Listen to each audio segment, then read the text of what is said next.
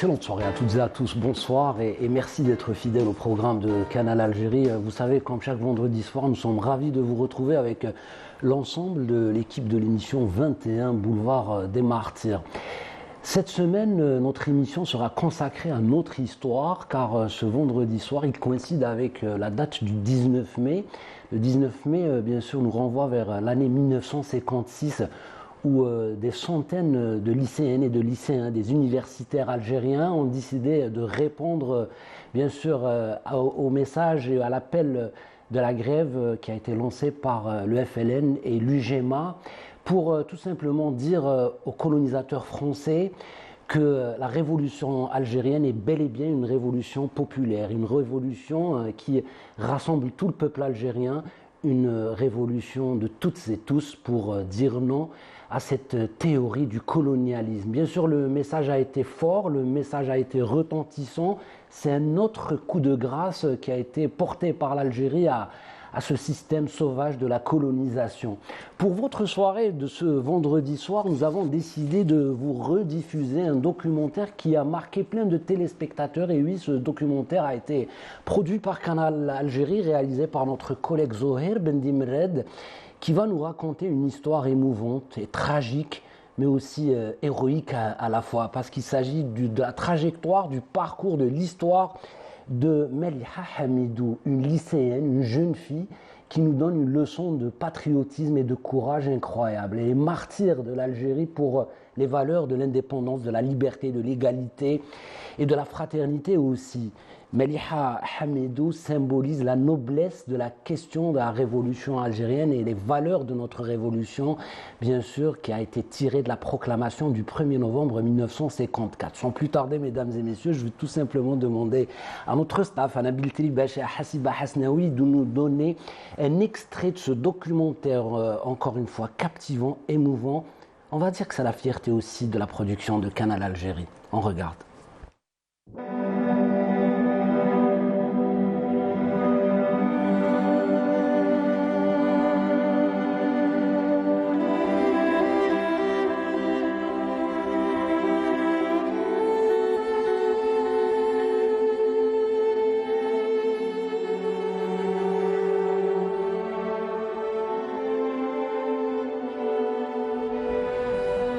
En franchissant le seuil de la demeure de Hadj Abdelhamid, nous étions loin de penser qu'on allait revivre cette journée noire du 13 avril 1959 avec une émotion intense. Ismail Hamidou, le frère cadet de Meliha, nous raconte.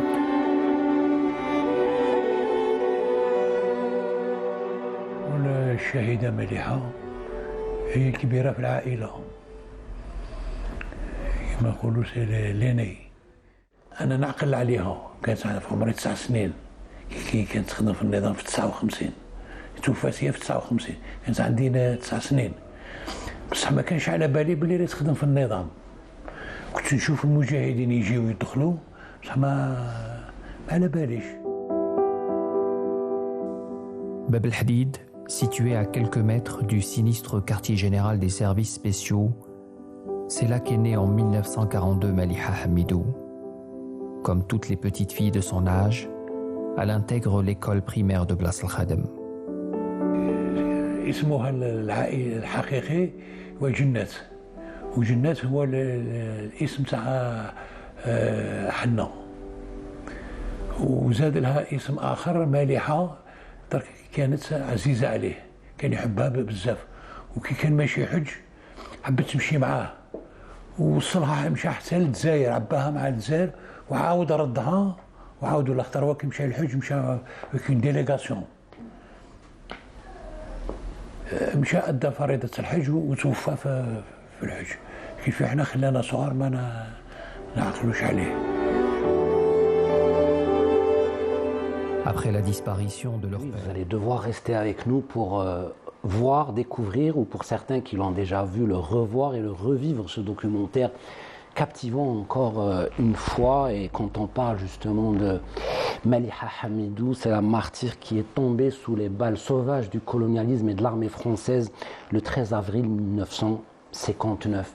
La deuxième partie de notre soirée sera consacrée au 7e art, au cinéma, avec un film qu'on a l'habitude de diffuser en cette date précisément. Et bien évidemment, ce film est très très bien fait, réalisé par une jeune Algérienne qui s'appelle Elim Laaraj et qui s'est intéressée à l'histoire, encore une fois incroyable, au parcours exceptionnel, à la trajectoire émouvante à la fois et encore puissante de l'étudiant Taleb Abdelrahman. Et quand on parle de Taleb Abdelrahman, c'est le chimiste de la Révolution, mais c'est ce jeune homme qui a été guillotiné le 24 avril 1958, condamné à mort, parce que tout simplement il a clamé la liberté et tout simplement il a intégré la révolution algérienne alors qu'il était jeune, universitaire brillant, et qui a voulu dénoncer l'inégalité et l'injustice en Algérie pendant la colonisation française. On va regarder ce film, et quand on regarde ce film, on va tout simplement aussi rendre hommage à notre grand Ahmed Ben Issa qui a participé à cette aventure et qui nous a quitté, un monument du cinéma algérien. On regarde cette bande-annonce et on revient juste après pour vous présenter les invités de ce soir.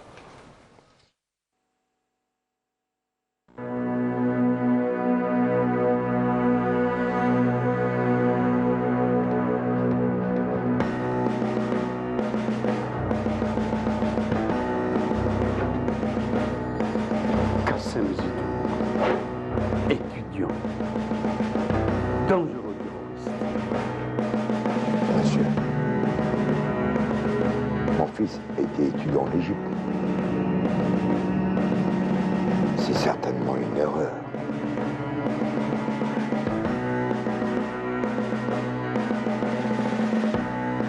بصح يبان لي باللي حكموا رشيد عماره باسبور مزور، كان رايح لمصر. على ناس المطلوب. لا صدموا لها البيرو تاعها في الحمام.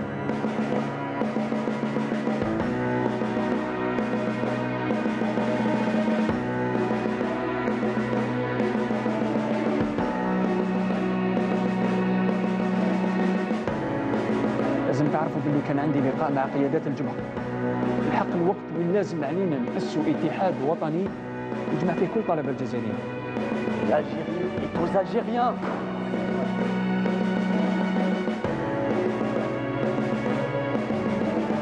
Taleb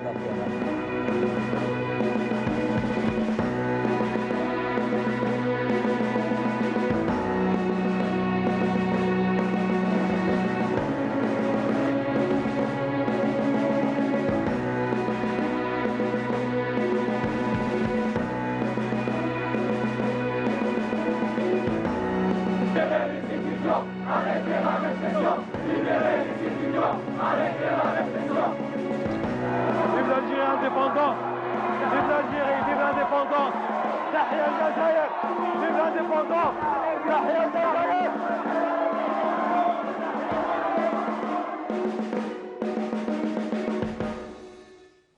Vive l'Algérie, bien sûr, ce sont les derniers mots qu'a prononcé le martyr Taleb Abdelrahman, et à travers cette émission, bien sûr, on salue la réalisatrice, l'artiste Elim Laaraj et tous les comédiennes et comédiens qui ont participé à cette belle aventure qui permet la transmission de notre histoire à la jeune et aux jeunes générations. C'est très très important et je suis très heureux et honoré ce soir d'être accompagné par deux grandes personnalités, mesdames et messieurs.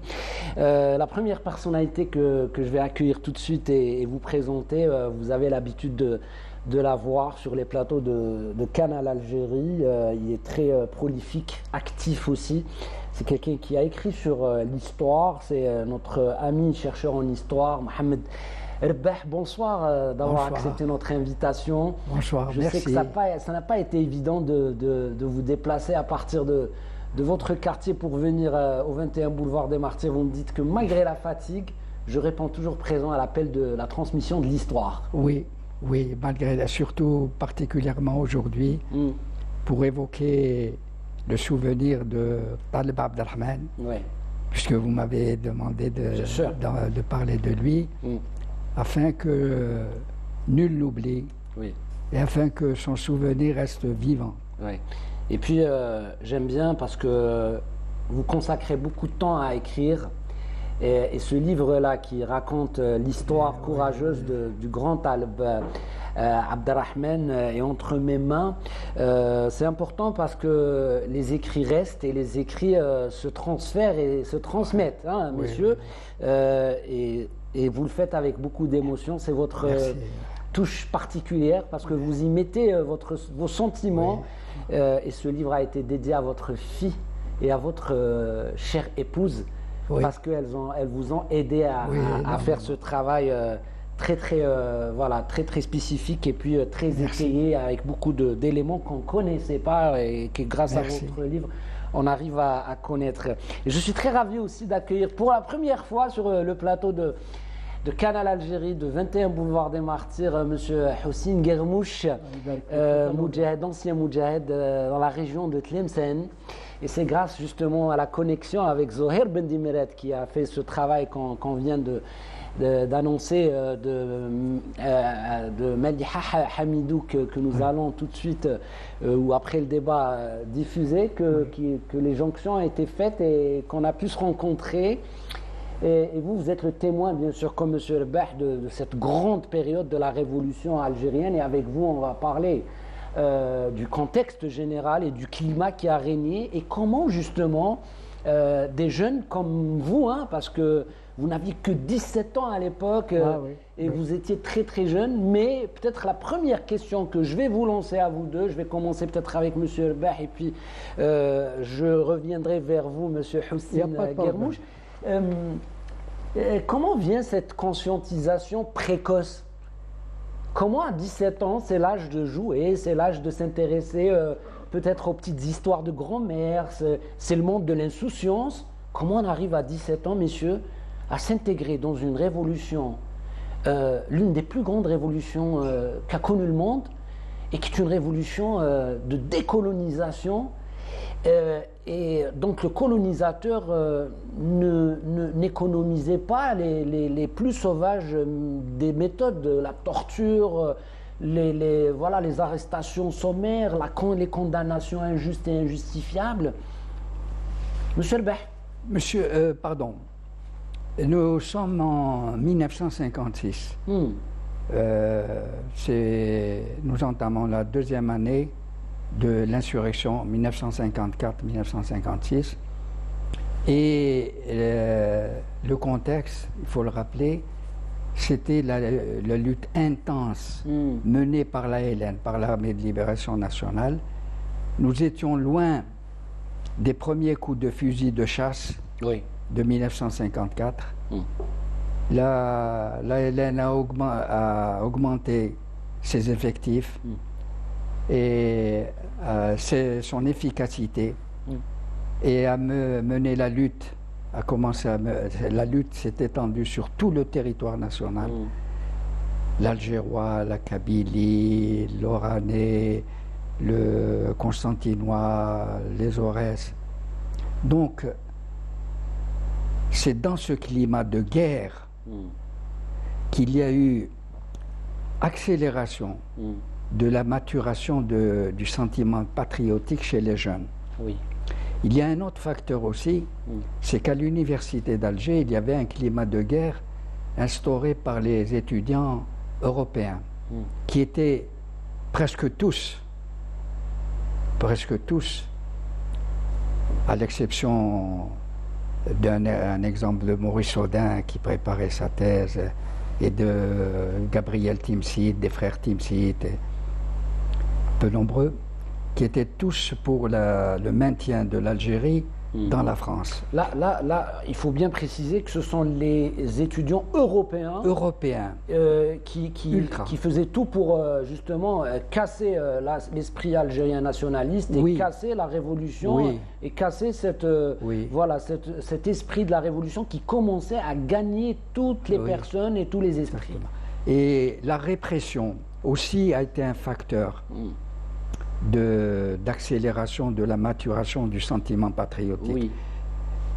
Il y a eu particulièrement, tout à l'heure mon ami en parlera certainement, l'arrestation et l'assassinat de Belkacem Zeddour en décembre 1955, l'assassinat du docteur Benzeldjeb qu'on appelait le médecin des pauvres, il a fait des études en France et il est revenu en Algérie.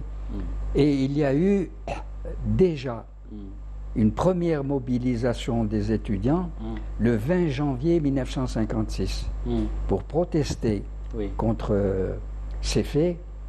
Il y a eu une grève des cours, une grève de la faim et le début d'une quinzaine de solidarité avec les emprisonnés, les étudiants. Donc voilà. Ça c'est un petit peu la photographie que nous fait M. Mohamed Rebbah sur l'année 56. Mais moi, avec vous, peut-être, M. Hossein Guermouche, je vais aller plus loin. Plus loin parce que le mouvement national a bel et bien commencé depuis très très longtemps en Algérie. L'Algérie a connu bien sûr les résistances, les mouvements de résistance. Puis après, il y avait ces mouvements syndicaux qui ont commencé à faire ce travail de conscientisation au niveau bien sûr des syndicats pour dire qu'il n'y a pas d'égalité, qu'aujourd'hui il y a de la ségrégation. Et puis il y a aussi des facteurs et des vecteurs peut-être qui ont permis la transmission à des jeunes, à des enfants comme vous l'étiez à l'époque, ceux de l'identité algérienne, le nationalisme, la culture algérienne, nos valeurs comme l'islam. C'est ça qui a été en réalité a voulu être effacé par le colonisateur. Et là, ce que vous me dites, c'est intéressant et vous allez peut-être nous le dire. C'est le rôle des associations culturelles, sportives, les scouts musulmans algériens. Et puis avec vous, bien sûr, on va parler de la grande ou du grand pôle Dar al-Hadith. Je rejoins entièrement votre analyse qui est très juste et très profonde.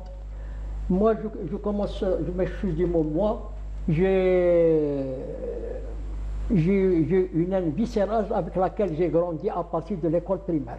Oui. L'école primaire, il y avait Tlemcen, c'est une petite ville, il y avait 4 écoles primaires, 2 écoles pour les musulmans, on les appelait les indigènes, et 2 écoles pour les Français, qui étaient mélangés, espagnols, juifs, etc., qui étaient en nombre de 10 000. Et là, on était à peu près en nombre de 70 000, 80 000 à l'époque. Oui. L'inscription à l'école primaire était très stricte pour la corporation algérienne, donc il était très difficile. Je me rappelle, moi, à l'âge de 6 ans, après la guerre 39-45, il y avait une misère terrible, etc. Donc, même pour s'inscrire à l'école, ce n'était pas une chose facile. Ma mère, qui connaissait un petit peu le français, elle a été en première année primaire à l'école. Son père l'avait fait quitter l'école. Elle a fait pendant 3 jours, on a mis la chaîne pour l'école de la gare, qui était une école spéciale pour les Algériens, pour avoir une inscription. Alors, il y a 3 jours, finalement, il y avait toute la population, la population avec les enfants, surtout les femmes qui étaient avec les enfants pour les inscrire, était très difficile. Finalement, 3e jour, je résume ça. Il y a quelqu'un de l'école, il est sorti avec une liste, parce qu'on a donné les livrets de famille, etc., avec à quelqu'un qui récupérait les livrets de famille. Mon nom a apparu. Gerbouche, ma mère, elle a sauté de joie, le bulletin de scolarité. Je suis rentré dans cette école, il n'y avait que les Algériens dans cette école. Les instituteurs, il y avait quelques Algériens et les autres c'était des Européens. On est resté pendant 2 ans, on était mal logés, mais on était nous-mêmes. On était tous habillés de la même manière, il n'y avait pas de gens riches et de gens pauvres, on était toujours très au-dessus de la moyenne, sur le plan habillement, etc. En classe, on était 60 par classe dans des baraques. Etc. Beaucoup parmi les élèves étaient assis par terre, il n'y avait pas de table. Ça c'est l'école indigène. Voilà, l'école indigène. L'école indigène. Alors, voilà. 2 ans après, ils ont une décision de l'académie, après une 60aine d'élèves de l'école de la gare, pour les ramener à l'école du Faux, qui était une école pour les Français, où il y avait 15 élèves par classe. L'école était bien faite, bien propre, les sanitaires, les arbres, étaient extraordinaires. Ils nous ont ramenés sans le consentement ni le consentement de nos parents. On a fait le trajet, on est arrivé à l'école. Nous avons été reçus par un directeur, dont je me rappellerai toujours. Il avait un visage carré, des yeux gris, avec une longue règle en bois et commençait à gesticuler et à nous insulter en français, mais on ne comprenait pas le français. Mais on savait que ce directeur-là, il nous voulait du mal. Comme si on lui avait ramené des prisonniers d'Alcazar ou de je ne sais pas quoi à son école. Ils nous ont répartis dans cette école à travers certaines classes. Alors, le directeur, la première chose qu'il nous a interdit, c'est de parler l'arabe. Alors que nous, on ne savait pas, on ne parlait pas français chez nous à la maison, on ne parlait pas français, on ne parlait pas français, mais comme tout le monde parlait la langue nationale. Alors, de là, en cours moyen de deuxième année, c'est-à-dire la veille du sixième, je me suis bagarré avec un Français en dehors de l'école, qui était le fils de l'académie de Tlemcen. Oui. Je lui ai donné une tannée. Le lendemain, on m'a fait passer devant le conseil de discipline, on m'a révoqué. On m'a révoqué, je suis sorti à l'âge de 12 ans. Je n'avais plus savoir où j'allais. Il y a un ami qui m'a... Oui. Ce que je veux dire, c'est que Maliha Hamidou, comme vous, comme bien sûr les élèves des écoles à Alger ou à Sétif ou à Constantine ou à Bourg-Balej ou à Ardea ou à Rouen, subissaient cette ségrégation, subissaient ce racisme ostentatoire. Et les étudiants, les écoliers, les pauvres, algériens bien sûr, voyaient ça et le constataient au quotidien. Donc il y avait ça. Si vous permettez, quand on est rentré à cette école, on a trouvé les Français bien habillés avec des cartables en cuir, pendant que nous on avait un sac en tissu, comme ça, dont les cahiers étaient cornés comme ça. Les Français avaient des sandwichs comme ça, on avait un petit bout de pain comme ça, de pain comme ça. Donc, il y avait déjà à voir ces Français, on se sentait étrangers. On se sentait totalement étrangers. Étrangers dans son propre pays. Alors, en tout point de vue. Alors, je ne veux pas trop m'étaler là-dessus, c'est historique, mais je passe. Alors, je me suis bagarré avec ce Français, je lui ai donné une tannée. Il était le fils de l'académie, moi je sais, on était des garçons, des enfants d'école. Il m'a insulté, il m'a cadré, je l'ai pris, je lui ai donné une tannée. Ils ont tenu le conseil des maîtres, ils m'ont révoqué. De là, je suis sorti, je ne savais plus quoi faire, j'ai pleuré, je ne savais plus quoi faire. Il n'avait ni métier, ni mes parents n'avaient d'argent, ni rien du tout. C'était une situation vraiment très, très catastrophique. J'ai rencontré un ami qui était dans le scout.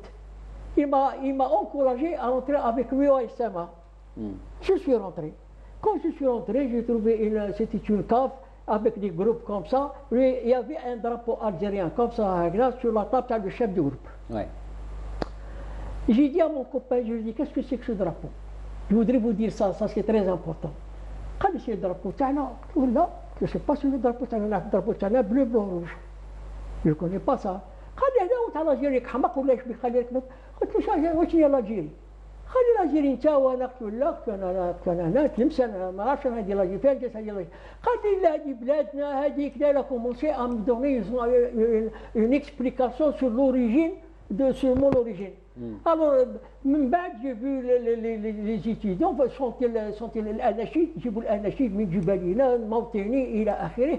J'étais émerveillé et j'ai compris que j'étais algérien à ce jour-là. Et l'Algérie était mienne. Bien sûr, il y a des parallèles. Hein. Voilà, on va faire des parallèles parce que quand on prend l'exemple de M. Hossein Guermouch, et bien sûr, on va s'appuyer sur le travail très élaboré de notre collègue Zoher Bendi Meret, qui est parti justement revoir comment Maliha Hamidou a grandi, dans quel milieu, et puis comment justement à 17 ans, elle devient presque une responsable chargée des liaisons, chargée de la communication et de transfert d'armes, et même être impliquée dans des attentats qui vont lui coûter la vie parce que la DST ne lésinait pas dans les moyens de torture et de recherche contre ces Algériens qui voulaient aspirer à leur indépendance. Mais je reviens vers vous, Monsieur Rebeh. C'est pour faire un petit peu le parallèle et d'être dans la continuité. Pareil, ici à Alger, vous l'avez constaté vous-même quand vous étiez petit enfant dans une école, on le voit tous les jours, on la voit, cette ségrégation, cette en ville, différence. À Alger, on ne ressentait pas, comme le dit notre ami, le racisme. Et il faut relativiser, rendre hommage à des instituteurs. Des instituteurs de l'école républicaine qui croyaient en l'humanisme et qui ont aidé. Et qui ont aidé, nous allons le voir avec Talib Abdelrahman. C'est-à-dire que là, il faut relativiser. Je vais vous répondre, c'est-à-dire qu'il y a eu des belles âmes comme ça, des humanistes, on va dire, qui ne pouvaient pas adhérer à ce genre de comportement. Mais il faut dire que peut-être que dans une région, dans les petits villages, dans les petites dachras, les petits douars, là on était loin de l'agglomération, là on était loin de la capitale Alger, où bien sûr il y avait la presse qui venait, etc. Et qu'on a voulu, la France voulait peut-être donner une image d'une colonisation, de civilisation. Tiens, on est en train de leur montrer, on est en train de les enseigner, de leur donner de la connaissance. Mais c'est peut-être pas le cas de tout le monde, et que peut-être ceux qui ont aidé la révolution, c'était pas très très général et généralisé, M. Rbah. Non, il faut parler. Oui, je suis d'accord. À l'intérieur du pays, il y avait ce racisme de telle sorte qu'il y avait des écoles gourbies. On appelait des écoles gourbies. 80 élèves entassés. C'est ça. Et c'est connu, école gourbies si on parle officielle. Oui, c'est-à-dire si on parle de ces écoles gourbies, bien sûr, mis à part le fait qu'ils sont entassés comme, excusez-moi le terme, parce que ce sont des humains, mais eux disent que c'est du bétail, qui ne mérite pas le rang d'un écolier ou d'un étudiant normal, parce qu'on est des sous-hommes et des sous-femmes pour le colonisateur français. Mais au-delà de cela, aucun loisir. Aucune couverture sanitaire, vous me le confirmez, aucune couverture, on ne s'inquiétait pas de la santé des Algériens, de la santé bucco-dentaire des petits écoliers algériens, et puis encore, pire encore, les parents de ces élèves subissaient le code de l'indigénat, et les parents de ces élèves vivaient dans une misère mais totale et noire. À l'intérieur du pays, il y avait deux sections. La section A pour les Européens à l'école, et il y avait la section B pour les musulmans, les indigènes. La section B, un ami me dit, qui est allé plus âgé que moi,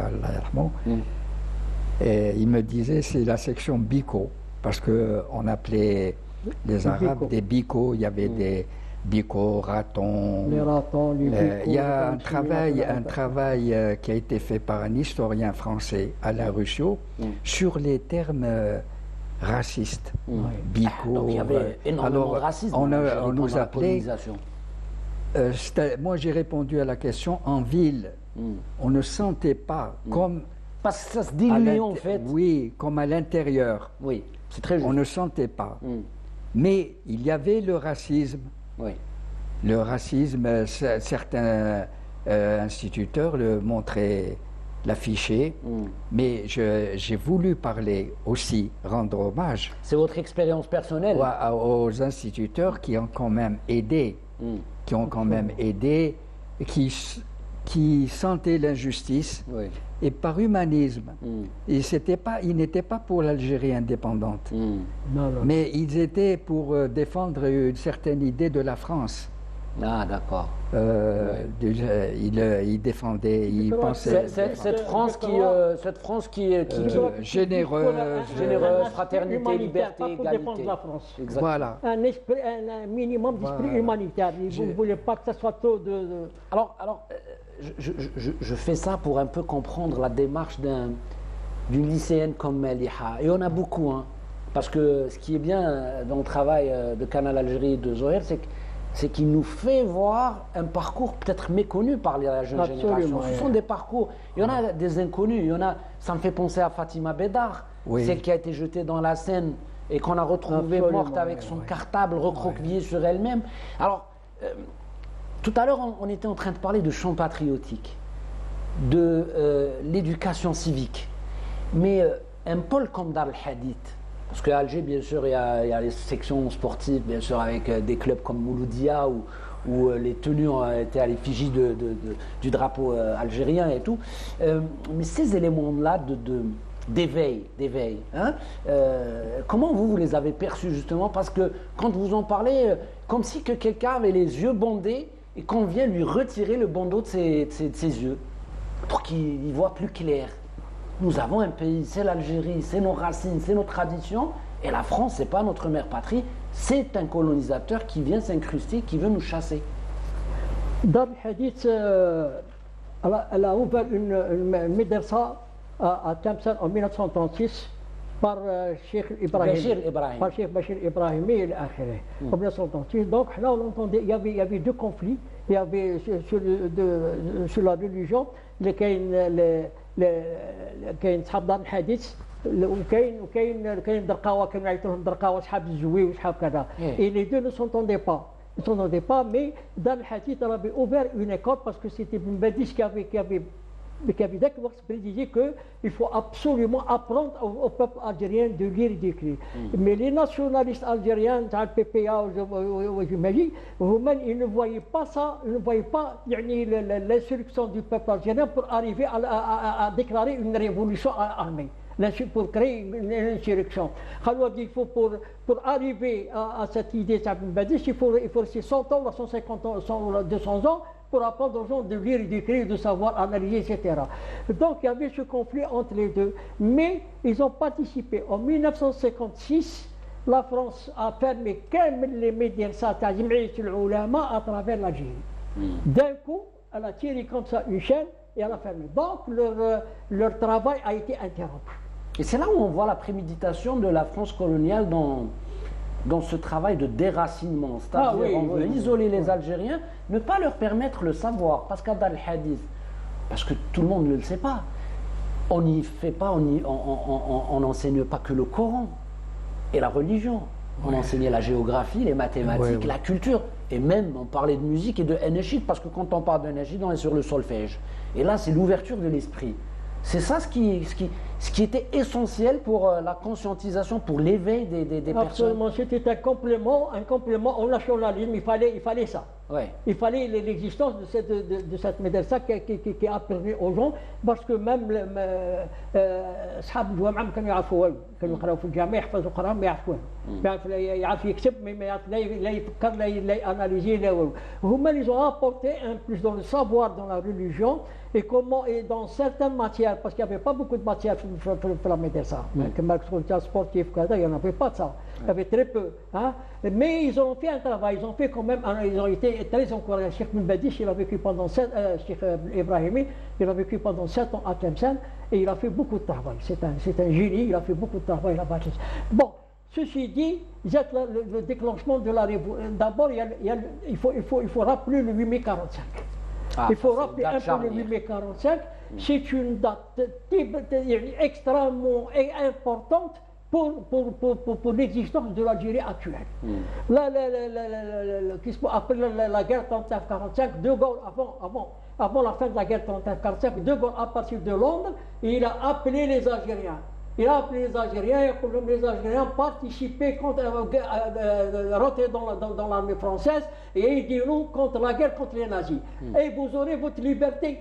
C'est la promesse qu'a fait De Gaulle à l'époque, à Londres. Il a fait cet appel. Les Algériens, bon, ils étaient forcément appelés, ils étaient forcément introduits dans l'armée. Il y a beaucoup qui sont morts, beaucoup de blessés, etc., qui ont été abandonnés totalement. Ouais. Le 8 mai 1945, Messali Haj avait annoncé, il avait fait appel, plutôt Sabhani, il a fait appel au peuple algérien de se soulever.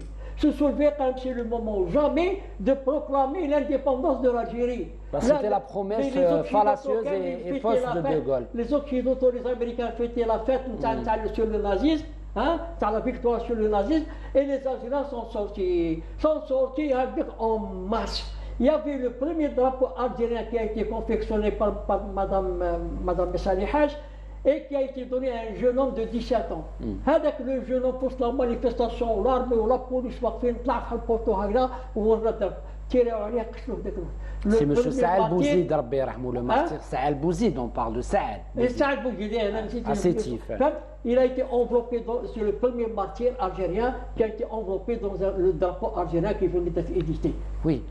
Mais Monsieur Rbah, puisque vous avez un regard, vous aimez bien me dire, chercheur en histoire, c'est ce regard un peu... Oui, il faut prendre du recul. Avec du recul, avec beaucoup plus d'outils scientifiques et voire même très pédagogiques.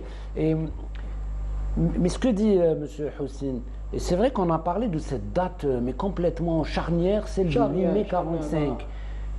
Tous les jeunes, les adolescents, qui ont rejoint encore une fois, mais rapidement le front, ils étaient nés en 45. Oui.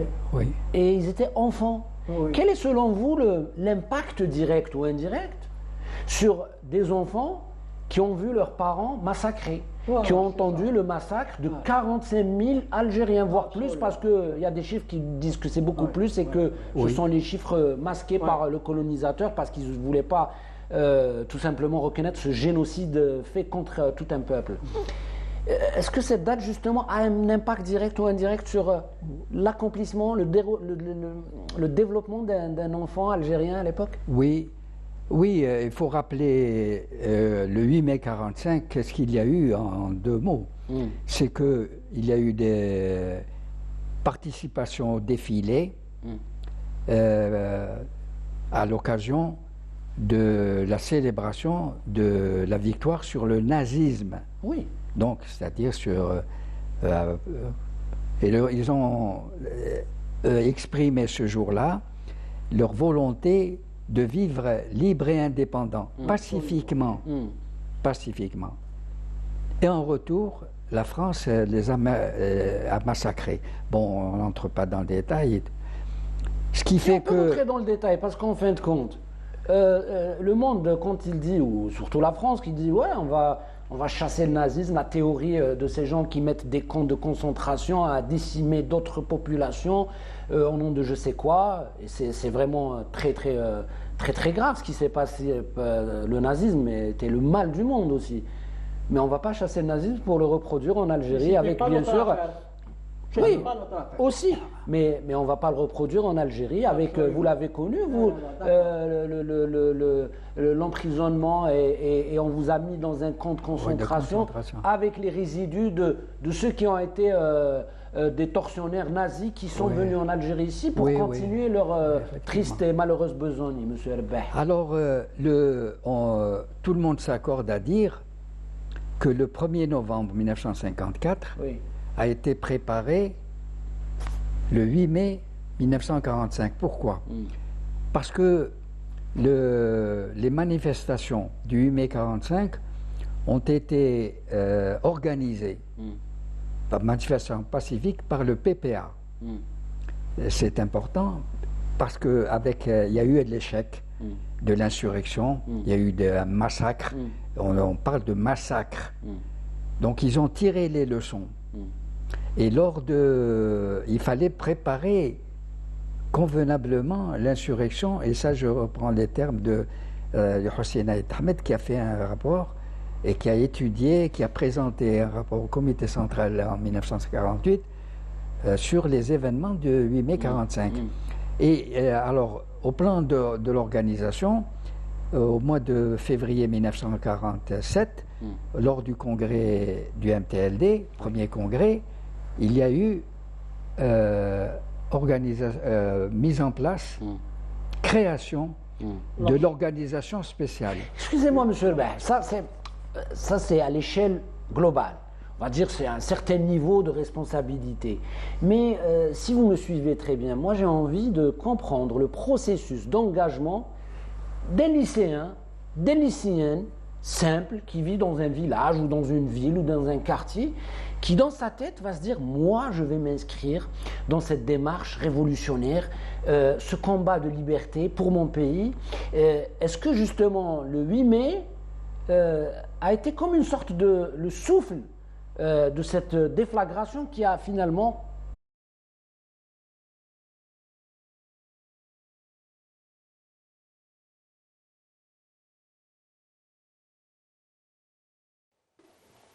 أعوذ بالله من الشيطان الرجيم بسم الله الرحمن الرحيم إن الصلاة كانت على المؤمنين كتابا موقوتا صدق الله العظيم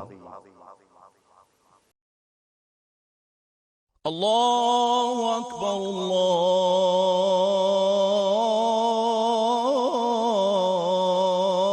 الله أكبر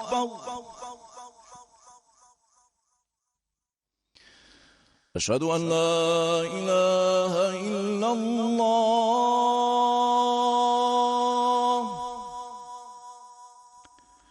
أشهد أن لا إله إلا الله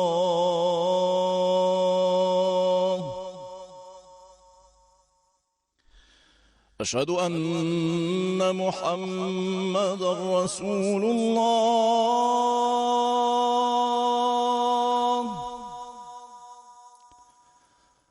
أشهد أن محمدًا رسول الله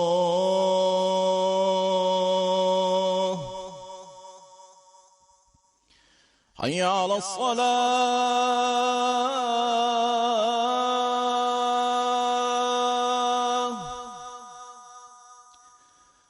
حي على الصلاة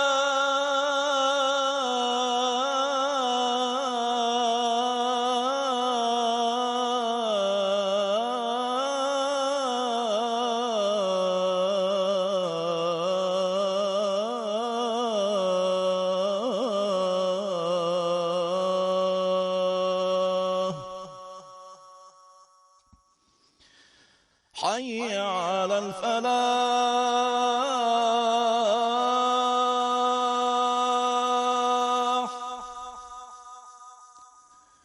حي على الفلاح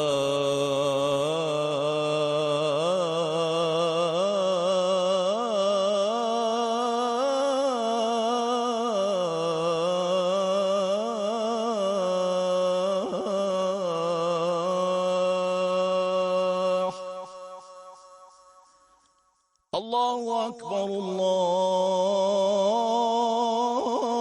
الله أكبر لا إله إلا الله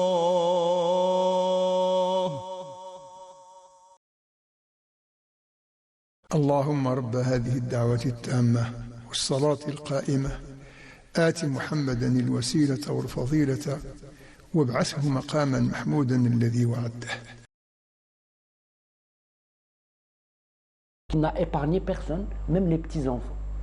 Oui, moi je voudrais, ce que j'insiste sur le travail organisationnel, parce que ensuite la prise de conscience. Elle a eu lieu dans ce mouvement sportif. Oui. Parce que c'est l'organisation, c'est le regroupement des musulmans, dans des clubs musulmans. Oui. Alors on parlait de la patrie, de la nation. Oui. Les scouts musulmans se sont développés. Chez les étudiants, l'AEMAN, l'organisation, l'association des étudiants qui a été créée comme amicale d'abord en mars 1919, mais qui était dans le sillage de l'assimilation, c'est-à-dire la lutte pour avoir l'égalité des droits et des devoirs, mais comme Français. Et au lendemain de la Seconde Guerre mondiale, du 8 mai justement 1945, l'AEMAN s'est politisée.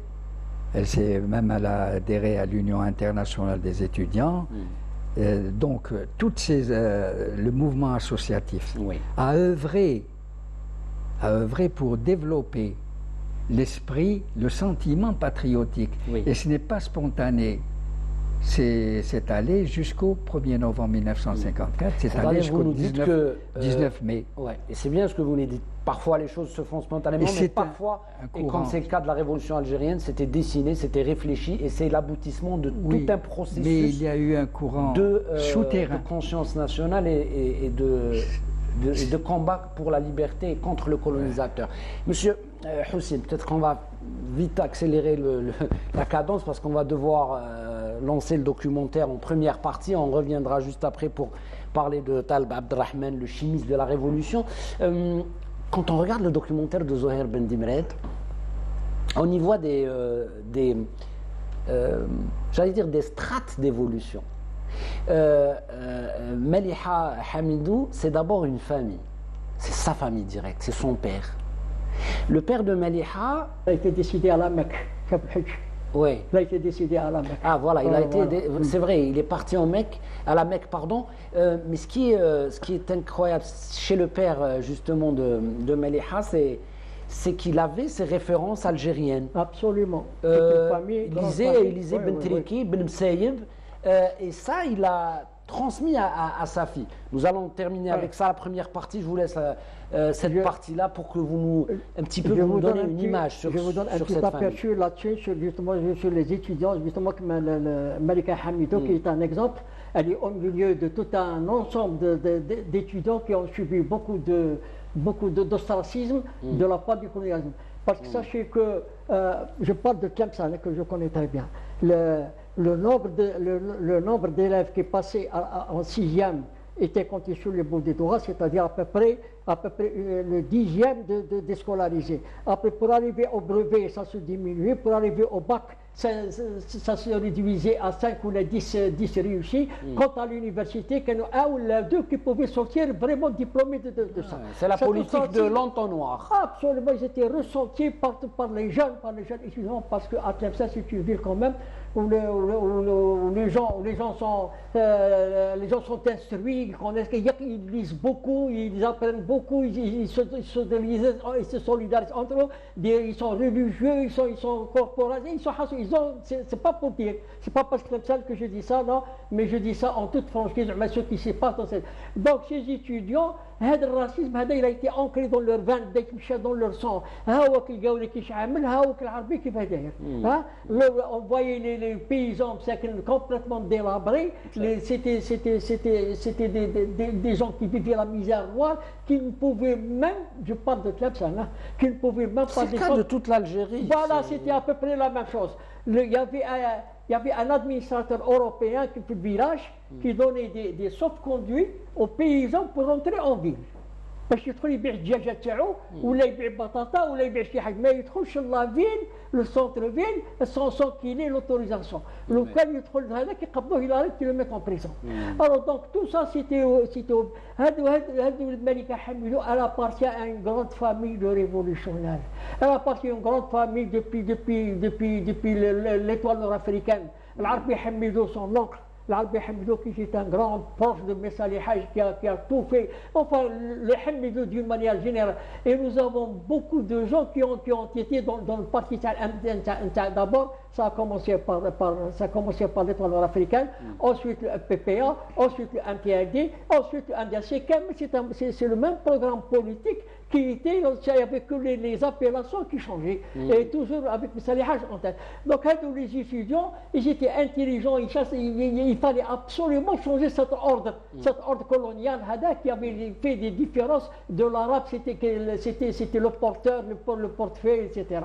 Et bien sûr, on parle de cette révolution, encore une fois, populaire, qui a bien sûr été portée par tout le peuple algérien dans son ensemble, du centre à l'est, à l'ouest et du nord au sud. Moi, je vais devoir, Monsieur Elbah, on aura la possibilité. Oui, allez-y, rapidement. C'est juste pour parler de Tlemcen, je tiens à rappeler le souvenir d'Ahmed Inal.